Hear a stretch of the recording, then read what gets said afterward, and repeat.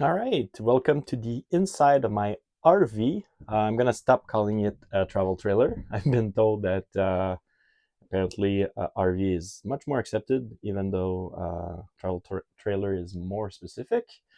So I just got it back from storage. Lots of stuff I want to do in here. It's in excellent shape. I got it last fall. It's a used RV, but everything is in pristine condition. Everything is super clean, super nice, and it's very optimal. So I'm going to explain first why we chose this model. We have the bunk beds. So I have two kids who really wanted the bunk beds.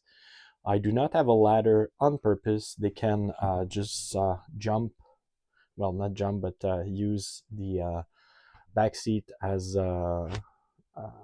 a ledge to get up on the top, and it's actually made for that. We have a small bathroom, and we don't have a wet bath, which is we have a separate toilet and shower. That was very important for us because we figured that having the toilet wet or the floor wet and using um, towels to remove the water was super annoying and felt dirty and not fun. So we wanted that separate. We also wanted well, full-ish fridge. We didn't want like a small one that was only in the bottom cabinets. We wanted a full one, separate. Freezer also was super nice. Wanted at least a small cooktop. So two burners here, really nice. We wanted a big sink, and this is a huge one. Really great. You can put. We also have a rack here where you can let your dishes dry out.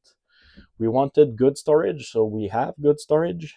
We only have a microwave here, and it's not a convection microwave. I know I can probably upgrade it if I want to do some baking or such, and I may do that. In the meantime, I have countertop air fryer, but which is actually more like a toaster oven with convection.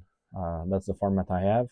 We got it on Facebook Marketplace for $50, and brand new it's $400. It's like a super nice one, but we got it super cheap. So in the meantime, when we need to do baking, we'll do that. Um, we also have double bed. It's not a queen bed. It's a bit narrow, but what's really nice is that we have a fixed bed that is always in place, and we have fixed beds for the kids. We didn't want something that we had to prepare in the evening and then remove and all that. The table here changes into another bed for guests or friends, and that was nice. And I did not want a slide out. I went and visited a couple of RVs that had slide outs, which made it more spacious inside because now it's kind of narrow between the sink and the table. But we didn't want that because first, when you get a slide out, you can't have as much storage here on top, and you can't have as much storage underneath because the seats are also sliding out.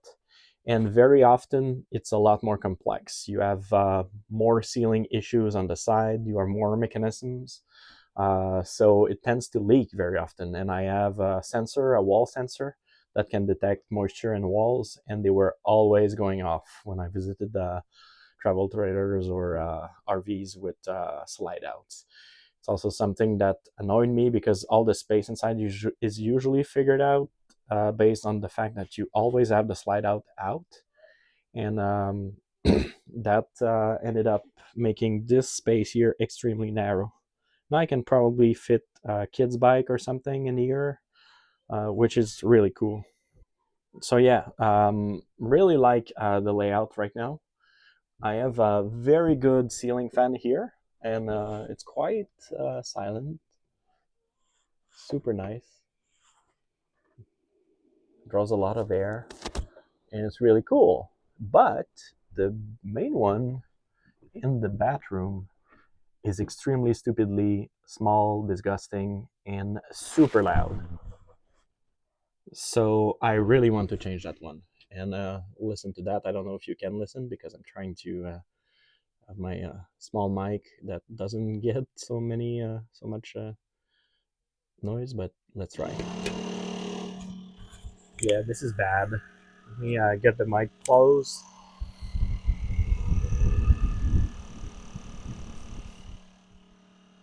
And by suck, I don't mean air so much. So this is something I will upgrade. I also wanted to upgrade the shower head, but it was already upgraded when I got it. One of my first items was to put an oxygenic shower head, so it doesn't take as much water, and you have a pause button on it and all that, and it's perfect. Already have that, so really nice. Okay. One of the other thing I want to upgrade is I mentioned it, but I have this thing here, WineGuard gateway required. So this will be a router that is plugged to the external antenna. So keep posted about that. And another thing I want to do is put a gas strut for this storage here. There is storage under the bed that is also accessible from outside. So I will be upgrading that. And another thing is that this is an absorption refrigerator, which means that when you open, it's not nearly as deep as what you would think. So this, when you look at the wall, this is as deep as it goes. So all the back here is not storage; it's the absorption mechanism. So that makes it less roomy than you would think. And same thing for the fridge part. So there's a room. It's fine. It's nice, but not that much. So I I wanted that because it also allows it to function with two kinds of energy. It works on 120 volts, like a household plug. So when I have shore power, no problem, and it also works with gas. Shore problems should not Shore power should not be a problem because I do have my Silverado EV, which will always provide shore power for the RV, but it's really nice to have a backup. So even though you could get a very nice system that's only 12 volt, you'd need more battery and stuff like that, and it's much more expensive. So I didn't want that, and I like the twin power option. But what that means is that real estate in this thing is at a premium.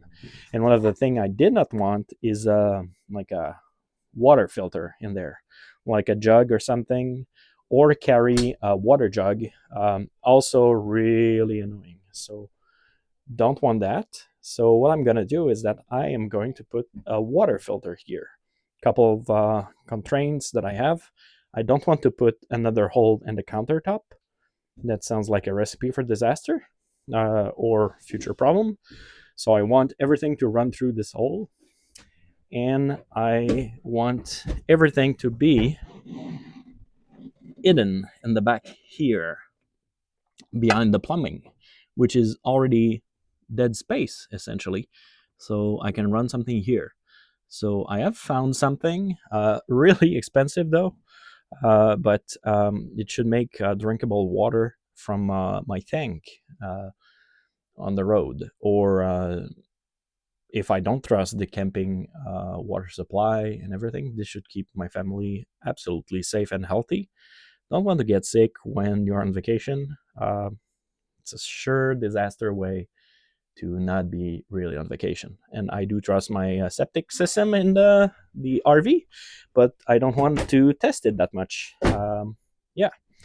So that's it. That's my upgrades. Oh, no, that's right. There's another upgrade I want. So here,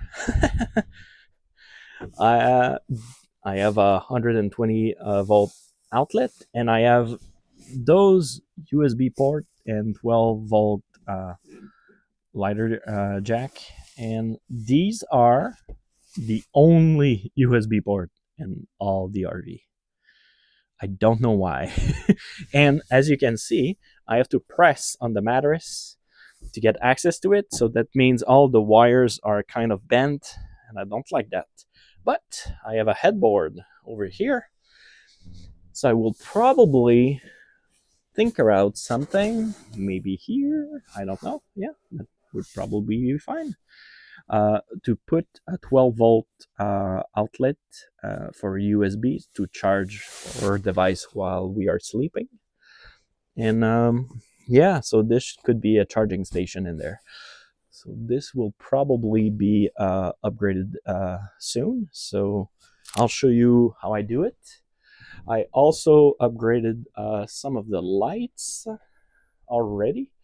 So I wanted those lights here to be dimmable. So I changed them to be dimmable. So this is the brightest setting, and this is the lowest setting.